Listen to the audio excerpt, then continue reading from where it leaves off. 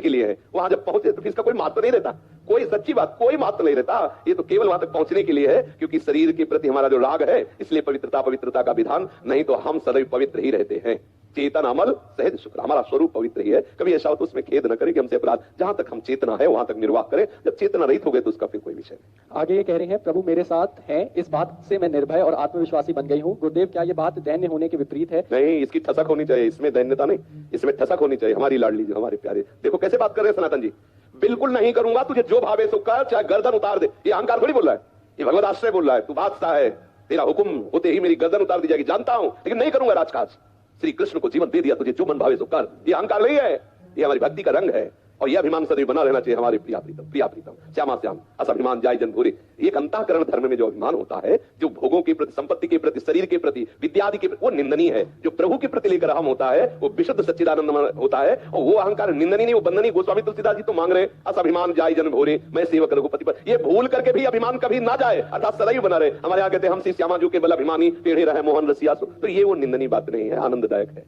श्रद्धा जी बरेली से, महाराज जी के श्री चरणों में कोटि कोटि नमन। महाराज जी, कभी कभी मन में आता है कि वृंदावन के निर्जन स्थानों पर जाकर भूमि, वृक्ष और लताओं से लिपट लिपट कर रहूं, किंतु यह विचार बिजली की कौंध के साथ चला जाता है। इसके स्थायी रहने के लिए क्या करें? वृंदावन रज का सेवन करो, ठाकुर का चरणामृत पियो, वृंदावन के रसिकों के चरित्र पढ़ो। जो वृंदावन रजोपसेवी है, वो रंग आ जाएगा, स्थायी रंग आ जाएगा, विकलता आ जाएगी। लवकुश जी दिल्ली से, बबली जी बरसाना से, महाराज जी के चरणों में दंडवत प्रणाम। गुरुजी, मैं और मेरे माता पिता 3 साल से परेशान हैं। मेरे को एक पीपल के पेड़ से भूतनी लग गई है। वो रात को रोज 11 से 2 तक हमारे पास आती है और बहुत भयानक रूप दिखाती है। और कुछ कहती है क्या?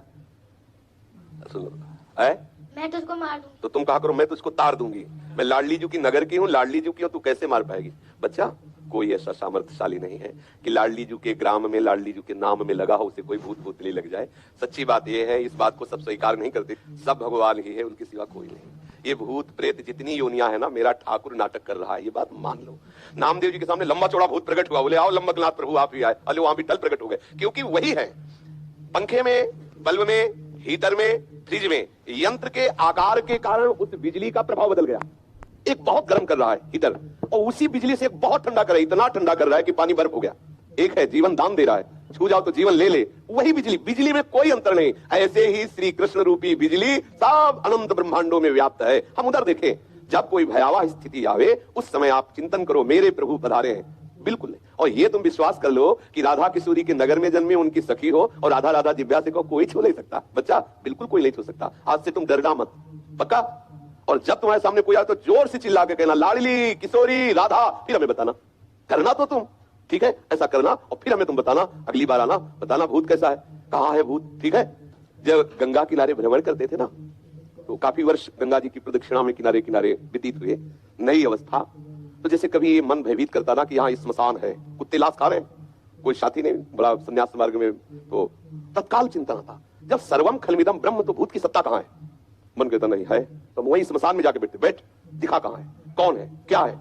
सही कहते हैं। पूरा जीवन पीछे का जो सन्यास का, पूरी गंगा जी के किनारे किनारे भ्रमण करना, कुछ यमुना जी का भी किनारा इछावर आदि के लिए, महा स्मशान काशी, जहां 1000 लाश रोज रखी मिलेगी, सैकड़ों चिताएं एक साथ चलती है। भगवान भूत भावन कैलाशपति की नगरी, जो महा स्मशान कहा जाता है, आप जाकर के देख लीजिए। मणिकर्णिका घाट में ऐसे लाशें रखी जैसे फूल मालाएं, और वहां चिता जलती ही रहती है। और उन्हीं घाटों पे कभी ऐसा नहीं हुआ कि भय लगे। भय तब है जब आप स्वीकार कर लो। अभी आपको भयभीत कर दे, क्यों? जरा सी हवा लगी पर भूत भय। आप देख लो, बिना मतलब के भूत आ जाएगा आपके, आवाज भी आने लगेगी। ये मनीराम बहुत विचित्र है, आपको बिल्कुल लगेगा कि कहीं कोई ऐसा नहीं। एक योनि है, भूत योनि है, जो कर्म बिगड़ जाने के कारण, जैसे धुंधकारी प्रेत योनि को प्राप्त, ऐसी योनि है। वो अपना कल्याण करने के लिए भगवत भक्तों के सामने आते हैं, भयभीत करने के लिए नहीं। जैसे भाई जी से हनुमान प्रसाद पोद्दार जी समुद्र के किनारे बैठे हुए नाम जप कर रहे थे, तो देखा कि एक पारसी पोशाक धारण किए हुए कोई सम्माननीय व्यक्ति खड़ा है। भाई जी